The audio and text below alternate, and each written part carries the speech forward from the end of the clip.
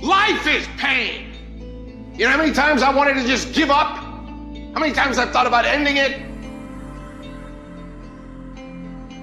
Life is hard. Easy, it's not an option. But it's worth fighting. It's worth believing. It's worth giving yourself a chance. It's worth mustering yourself up, standing up inside yourself. It's worth fighting relentlessly, never giving up. It's worth fighting a good fight. It's worth being around motivated, positive people. It's worth being up-tempo. It's easy to have faith and feel good when you're feeling good and you have no pain and your bills are paid and you got a clean bill of health from the doctor. It's easy to be motivated then. But when that's not the situation, it's hard. When you look in the mirror and you don't see the person that you once saw.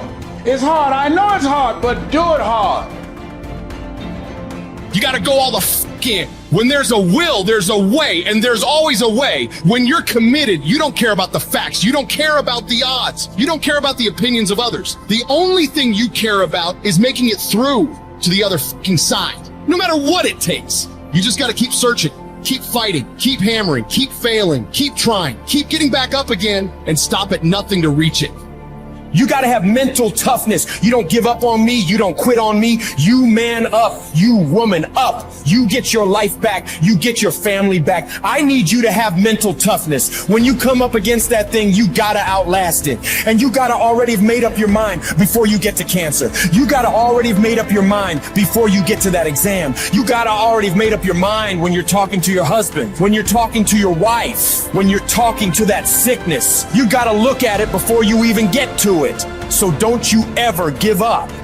You get to make a choice. Is failure going to break you, or is failure going to make you? You get to decide. Failure doesn't. It's okay to fall. It's okay to cry. It's okay to go home. But quitting should never be an option. It's not in falling that makes us failures. It's in not getting up that makes us failures. And you get to decide if you get up or you don't get up. I can accept failure. Everyone fails at some point. I cannot accept not trying. I don't feel rejected. I tried. How do you feel rejected when you try? The person who didn't try should feel rejected. The person that didn't try should feel defeated. I tried. I don't feel rejected. I feel good about myself. I don't feel bad. I gave it 120%. You can't never feel bad when you put forth 120%. You can't let the outcomes make you feel whack. I'm not whack. I'm a warrior. I'm a problem solver. I'm not soft. I'm not weak. I don't quit. I don't give up. I don't surrender. I don't always win, but I always try.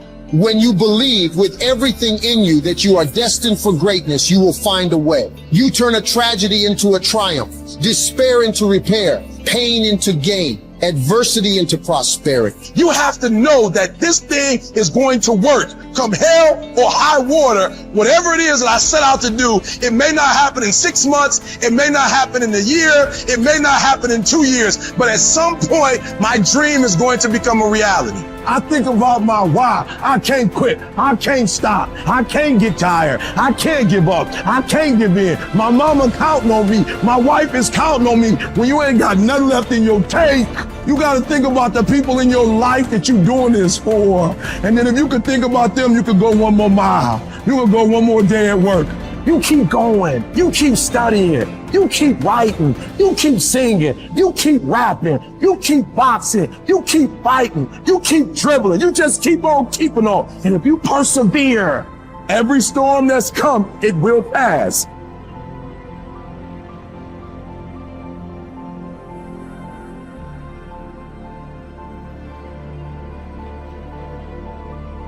Do you know abundance is our birthright? Abundance is our birthright, and everywhere you look, you see abundance. Everywhere you look. There's an abundance of leaves on the trees. There's an abundance of snow in the ground. There's an abundance of water in the universe. There's an abundance everywhere you go, and you and I have the ability to create an abundance. Now you take nothing with you, you'll never own anything. You arrive with nothing, you're going to leave the same way. It's like somebody said, you come in with no hair and no teeth, no money, that's the way you leave. But while you're here, you can enjoy an abundant life. You can have all of whatever it is you want, but you have to earn it. Now, what would abundance be in your life? What would abundance be? To one person, it may be different than to another. But understand this, it all starts in our mind. Most people are letting what they have now control how they see themselves.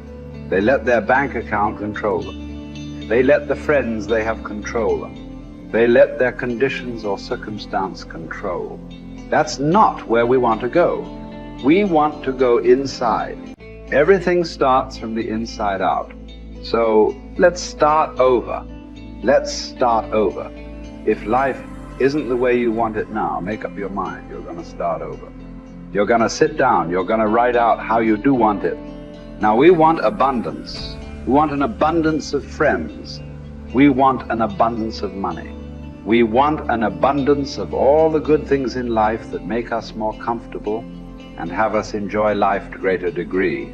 And you know, we can have it, but we've got to understand we can have it. We've got to understand that we have infinite potential locked up within us. We've got a marvelous mind. We can think anything we want. You know, Viktor Frankl spent the war years in a concentration camp. And he said, regardless of the intellectual or physical abuse he was subjected to, no one could cause him to think something he didn't want to think. All the great leaders, all down through history, they have been complete, unanimous agreement. We become what we think about. Well, don't think lack and limitation. Think abundance in whatever you want. See yourself with plenty, with abundance. Hold the image and then just think, how can I get this? By continually seeing yourself with it, the way to get it will start to come to your mind. You will attract whatever you need because you're getting on an abundant frequency and it'll all start coming into your life. As you move towards it, it'll come towards you. Abundance, it's your birthright. You've got to decide on it. Enjoy it. You know, if you can survive the temporary pain in your life, and all pain is temporary, if you can survive the temporary, on the other side of temporary pain, you meet another version of yourself, another insight about yourself. And that's why it's so important to grow as a person, because the more we grow and become a new person, we can help those that used to be like us. And that's why you and I are so addicted to growing and learning, and we're curious, because if you used to be a broken person and you no longer are quite as broken, you can help broken people. If you used to be broke financially and you no longer are, you can help people. Whatever you do for a living, at one time you didn't know about it and now you do. You can help those who need to know about it. And so you're immensely qualified if you understand the power of doing one more. 95% of people have an operating system in their mind where they operate out of history and memory. 5% of humans operate out of vision and imagination. So the reason we're so much happier, I believe, when we're children is we have no history and memory. So we operate out of imagination and dreams and vision. But at some age, some people it's 5 years old, some it's 8, some it's 18, some it's 28.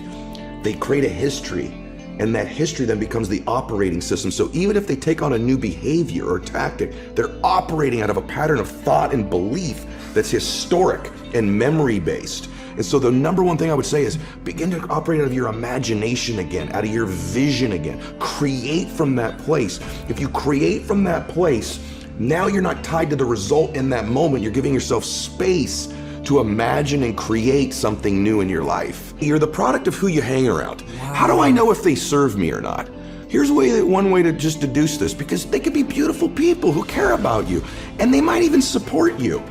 But when you're with them, what are you ever have those friends you're with them, you're like, you remember when, you remember that party, remember that thing? Yeah. And if your friends are constantly bringing you to the filtration system of memory and history all the time, think this through. How often are those friends saying, hey, what are you working on now? Where are you going? What's your vision? What do you want to create? And maybe that sounds hokey, but you and I have both our friends have the most amazing histories, and you can't get them to talk about them. No. You have to work, because what are they still doing? Yeah. They're talking about now and where they're going. Yeah. Their viewpoint in their life is being present and having a vision for the future. Yeah. A formula for misery, a formula for lack of creativity, lack of productivity, is constantly being history and memory. Even if it's good, it doesn't serve us. And for most of us, it's not good. And we keep living from it or trying to move away from it. Create a new future. Don't move away from the past. Create a brilliant, imaginative, curious, vibrant vision for your life. Love for something is in the present moment also, right? Love is not just for the past. And it's funny how important one day is, man. When my dad got sick, my dad got cancer. When he first got sick, he goes, hey, my dad was a dude. He goes, look, I'll fight this one time. Okay, I'll do your little chemo and your surgery, but I'm not gonna pour poison into my body. I'm not gonna lose my hair. I'm not gonna deteriorate. I'll give this thing a shot once. If it doesn't work, I'm out. That led to 8 years of him fighting it.